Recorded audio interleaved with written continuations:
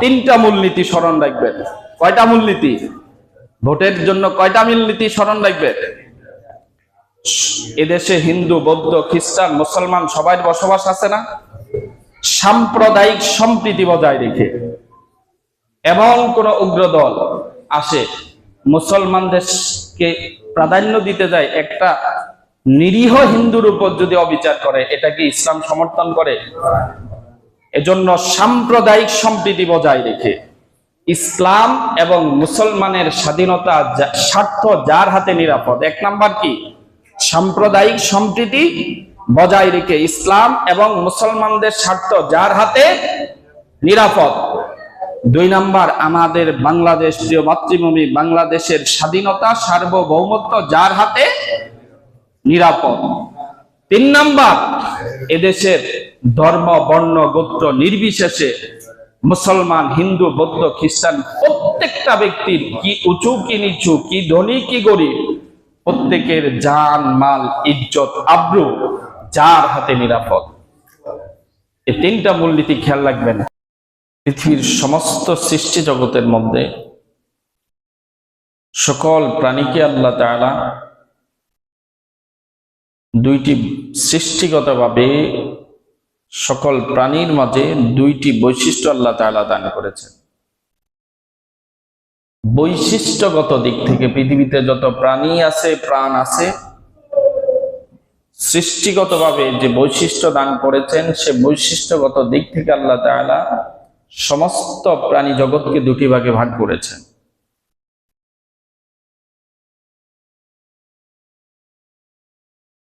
সৃষ্টির ওই দুইটি প্রকার হচ্ছে, একটি হচ্ছে আকল আর একটি হচ্ছে হাওয়া। সকল প্রাণীর মাঝে আল্লাহ তাআলা এই দুটি দৃষ্টিকোণে বিভক্ত করেছেন। আকল হচ্ছে জ্ঞান, বুদ্ধি, বিবেক, ভালো মন্দ যাচাই করার যে ক্ষমতা, সেটাকে বলা হয় আকল। আর হাওয়া এটা হচ্ছে কুপ্রবৃত্তি। এই দুইটি বিষয়ের দৃষ্টিকোণ থেকে পৃথিবীর সমস্ত প্রাণীকুলকে আল্লাহ তাআলা দুইটি ভাগে ভাগ করেছেন। ফেরেশতাদেরকে আল্লাহ তাআলা শুধু আকল দিয়েছেন। হাওয়া আরেকটি উপাদান, যেটা কুপ্রবৃত্তি, এটা ফেরেশতাদেরকে আল্লাহ তাআলা দান করেন নাই। ফেরেশতাদেরকে আল্লাহ তাআলা কোন উপাদান দিয়ে তৈরি করেছেন? আকল, বিবেক, বুদ্ধি, জ্ঞান। এজন্য কোন ফেরেশতার পক্ষে খারাপ কাজ করা সম্ভব নয়।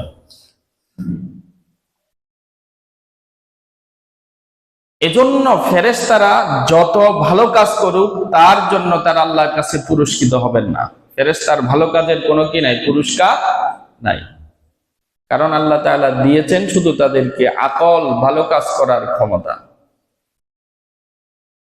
যদি পৃথিবীর সবচেয়ে সুন্দরী কোনো নারীকেও ফেরেশতাদের সামনে উপস্থাপন করা হয়, এটার প্রতি তাদের কোনো আকর্ষণ জাগ্রত হবে না। কারণ ওই আকর্ষণ সৃষ্টি হওয়ার জন্য যে গুণ, সেটা আল্লাহ তাআলা তাদেরকে দেন নাই। তাহলে ফেরেশতাদেরকে দিয়েছেন শুধু আকল। পৃথিবীতে যত পশু আছে, গরু, ছাগল, কুকুর, শূকর, বিড়াল, সকল পশুকে আল্লাহ তাআলা দ্বিতীয় উপাদান তথা হাওয়া, কুপ্রবৃত্তি দিয়ে তৈরি করেছেন। এজন্য পশুর মাঝে আল্লাহ তাআলা আকল দেন নাই, পশু ভালো মন্দ যাচাই করার ক্ষমতা তাদের মাঝে শুধু হাওয়া, কুপ্রবৃত্তি দেওয়ার কারণে। এজন্য আমরা অনেক সময় দেখি দুইটা পশু, দুইটা গরু, দুইটা কুকুর, ছোট্ট প্রাণী পর্যন্ত তারা লোক চক্ষুর সামনে, রাস্তার উপরে, মাঠে ময়দানে তারা তাদের জৈবিক চাহিদা পূরণে লিপ্ত হয় কিনা? এর কারণ কি? আল্লাহ তাআলা তাদেরকে হাওয়া, কুপ্রবৃত্তি দান করেছেন। এই কাজটা নিন্দনীয়, খারাপ। লোকচক্ষুর সামনে এটা করা দৃষ্টিকটু, এটা বোঝার মতো ক্ষমতা আল্লাহ তাআলা পশুকে দান করেন নাই। এজন্য পশু পাখির খারাপ কাজের জন্য কিয়ামতের ময়দানে আল্লাহ তাআলা তাদেরকে শাস্তি দিবেন না, তিরস্কার করবেন না। কথা বুঝে আসে? ফেরেশতার ভালো কাজের জন্য কোনো পুরস্কার নাই, যেহেতু আল্লাহ তাআলা তাদেরকে ক্ষমতায় দিয়েছেন ভালো কাজ করার, পশু পাখির খারাপ কাজের জন্য কোনো তিরস্কার নাই, শাস্তি নাই, যেহেতু আল্লাহ তাদেরকে ক্ষমতায় দিয়েছেন সেটা ভালো মন্দ বোঝা যাচাই করার ক্ষমতা দেন নাই। দুটি উপাদান আল্লাহ তাআলা পৃথিবীর একমাত্র জাতিকে দিয়েছেন, সেটি হচ্ছে মানুষ। মানুষকে আল্লাহ তাআলা আকলও দিয়েছেন, হাওয়াও দিয়েছেন, ভালো বুঝার জন্য, ভালো জানার জন্য, কোনটা ভালো কোনটা কল্যাণ কোনটা সাদা সেটা বুঝার জন্য আল্লাহ তাআলা প্রত্যেকটা মানুষকে আকল দিয়েছেন। আবার খারাপ কাজের দিকে ধাবিত হওয়ার জন্য তাদের মাঝে হাওয়া, কুপ্রবৃত্তি, এই উপাদানটাও মানুষের মাঝে দিয়েছে। দুইটা উপাদান থাকার কারণে কোনটা ভালো সেটাও মানুষ বুঝতে পারে, কোনটা খারাপ সেটাও মানুষ কি বুঝতে পারে, বুঝার মতো ক্ষমতা আছে। যার মধ্যে আকল, জ্ঞান, বুদ্ধি, বিচার, বিবেচনার ক্ষমতা বেশি, ওই লোকটা সব সময় ভালো কাজ করার চেষ্টা করে, ভালো পথে চলার চেষ্টা করে। আর যার মাঝে হাওয়া তথা কুপ্রবৃত্তির প্রভাব যে ব্যক্তির মাঝে বিরাজমান, যার মাঝে বেশি, ওই লোকটা সব সময় খারাপ কাজে লিপ্ত থাকে, খারাপ কাজের দিকে বেশি ধাবিত হয়। এজন্য মানুষের প্রত্যেকটা ভালো কাজের জন্য আল্লাহর কাছে পুরস্কার আছে, প্রত্যেকটা মন্দ কাজের জন্য আল্লাহর কাছে শাস্তির ব্যবস্থা আছে।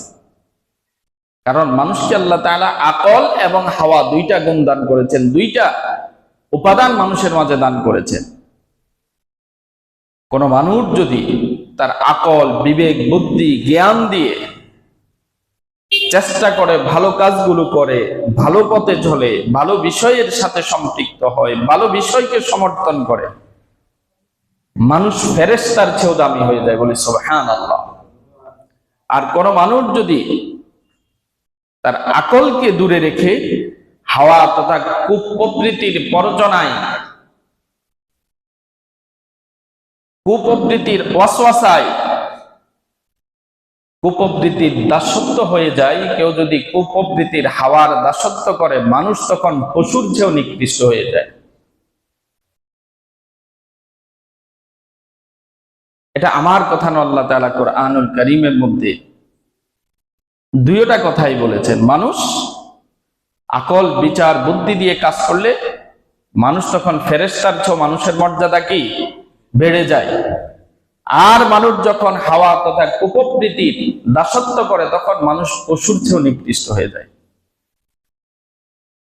এজন্য আল্লাহ তাআলা ঘোষণা করেন, কুনতুম খায়রা উম্মাতিন উখরিজাত লিন-নাসি তা'মুরুনা বিল মা'রুফি ওয়া তানহাউনা 'আনিল মুনকার। আল্লাহ তাআলা প্রথমে কোরআনুল কারীমের মধ্যে ঘোষণা করেন, মানুষ যখন আকল, বিচার, বুদ্ধি এটাকে প্রাধান্য দেয়, ওই মানুষ শুধু মানুষের মধ্যে থাকে না, যাদেরকে, যে সমস্ত ফেরেশতাদেরকে আমরা মনে করি আরে ফেরেশতা নিষ্পাপ, তাদের কোনো পাপ নাই, গুনাহ নাই, আল্লাহ তাআলা বলতেছেন কুনতুম খায়রা উম্মাহ, যে মানুষ যখন তার হাওয়ার আনুগত্য, আকলের আনুগত্য করে, অর্থাৎ আকল যখন বলে দেয় কাজটা ভালো, ভালো অনুযায়ী চলে, আল্লাহ তাআলা বলতেছেন কুনতুম খায়রা উম্মাহ, তখন ওই জাতিটা শ্রেষ্ঠ জাতিতে রূপান্তরিত হয়ে যায়। অর্থাৎ তখন ফেরেশতাদের চেয়ে ওই মানুষগুলোর মর্যাদা আল্লাহর কাছে বেড়ে যায়। আল্লাহ বলেন, মানুষ যখন তার আকল, জ্ঞান, বুদ্ধি, বিচার, বিশ্লেষণ দিয়ে কাজ করে, ওই মানুষটা শুধু মানুষের মাঝে থাকে না, মানুষ, ওই মানুষগুলো তখন আল্লাহর সৃষ্টি জগতের মধ্যে শ্রেষ্ঠ জাতিতে রূপান্তরিত হয়ে যায়। অপরদিকে আল্লাহ তাআলা বলেন, মানুষ যখন হাওয়া তথা কুপ্রবৃত্তির দাসত্ব করে, পশুকে আল্লাহ তাআলা যেটা দিয়েছেন সেটা যখন মানুষ গ্রহণ করে, কুপ্রবৃত্তির দাস যখন হয়ে যায়, গোলাম যখন হয়ে যায়, সব সময় শুধু অসৎ পথে, খারাপ পথে, মন্দ পথে চলার চেষ্টা করে, মন্দ চিন্তা যখন তার মাথার মধ্যে ঘুরে ফিরে বেড়ায়, আল্লাহ তাআলা ওই সমস্ত মানুষদের কথা বলেন, উলাইকা কাল আনআম বাল হুম আদাল। এরা হচ্ছে চতুষ্পদ জন্তু তথা শুকুর, কুকুর, গরু, ছাগল এদের মতো হয়ে যায়, বাল হুম আদাল, বরং কখনো কখনো মানুষরূপী ওই ব্যক্তিটা তাদের চেয়ে নিকৃষ্ট হয়ে যায়, বলি নাউযুবিল্লাহ।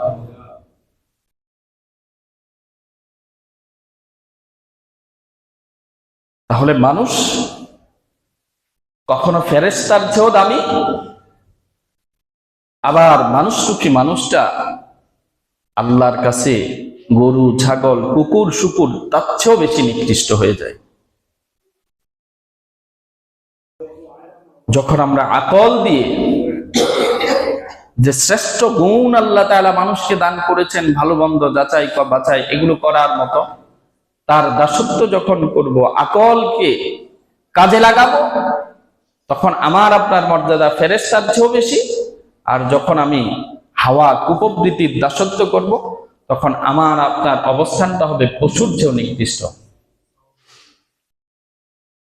সম্মানিত হাজিরিন, এজন্য প্রত্যেকটা কাজ, প্রত্যেকটা কথা, প্রত্যেকটা চলন, প্রত্যেকটা বলন আমাদেরকে আকল দিয়ে, আকলের মানদণ্ডে বিচার করে প্রত্যেকটা কথা বলার সময়, প্রত্যেকটা কাজের সময় আকলের যে মানদণ্ড আছে সেটার মধ্যে উঠাতে হবে।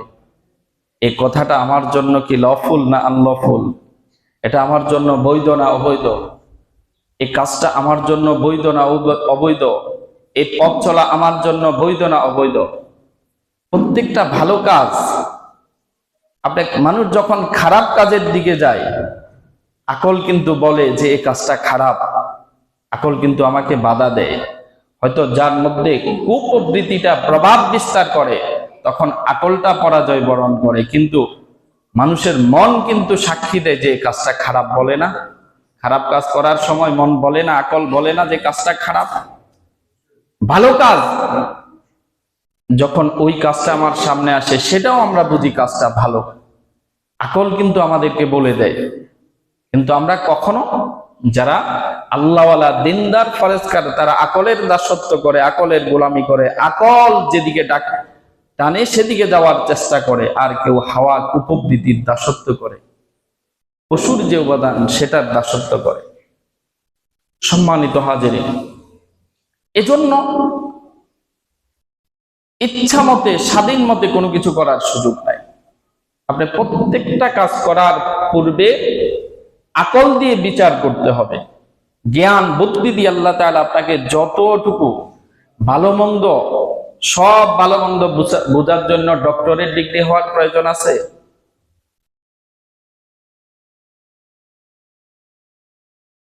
সাদা এই জিনিসটা আমরা চিনি না, আপনি সাদাকে সাদা বলা, কালোকে কালো বলা, ন্যায়কে ন্যায় বলা, অন্যায়কে অন্যায় বলা, ন্যায় আর অন্যায় কি এটা আমরা বুঝি না?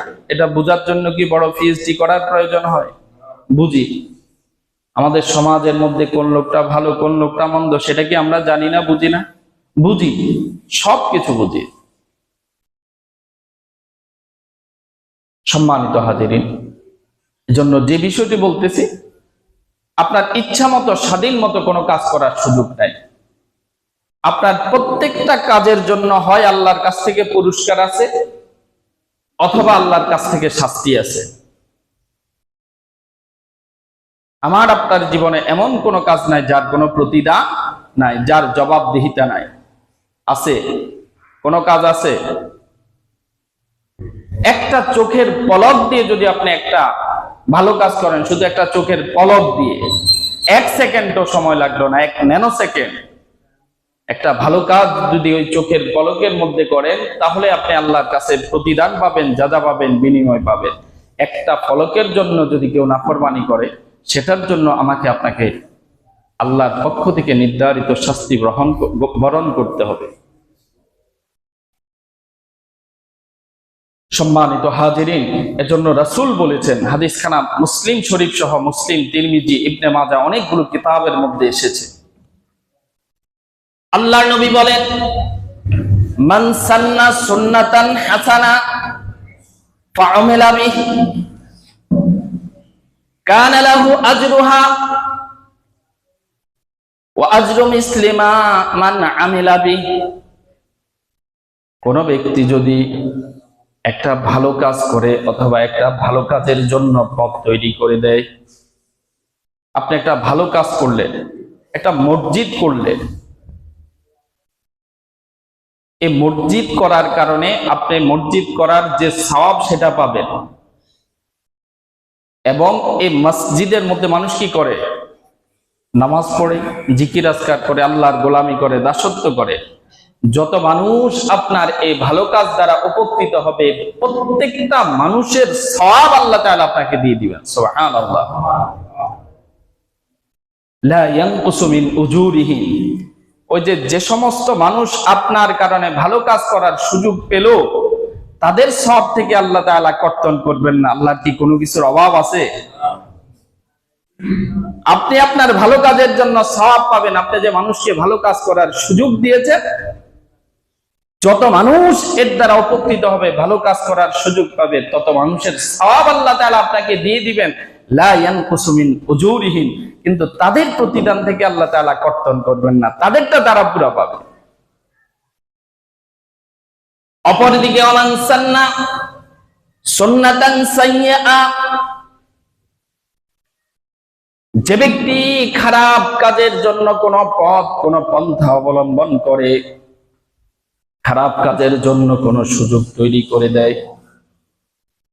আপনি একটা সিনেমা হল প্রতিষ্ঠা করলেন, করার কারণে যে গুনাহ সেটা যেমন আপনি পাবেন, যত মানুষ এর মাধ্যমে পাপাচারে লিপ্ত হবে সকলের গুনাহ আপনার কামল, তাদের সমপরিমাণ গুনাহ আল্লাহ তাআলা আপনাকে দিয়ে দিবেন। বলি নাউযুবিল্লাহ। লা ইয়ানকুসু মিন আওজারিহিম। কিন্তু যারা গুনাহ করে তাদের গুনাহ থেকে কর্তন করে নয়, বরং তাদের সমপরিমাণ গুনাহ আল্লাহ তাআলা আপনাকে দিবেন। আপনি একটা মাদ্রাসা করলেন, এই মাদ্রাসা থেকে কিয়ামত পর্যন্ত যত মানুষ উপকৃত হবে তার সওয়াব আপনি পাবেন।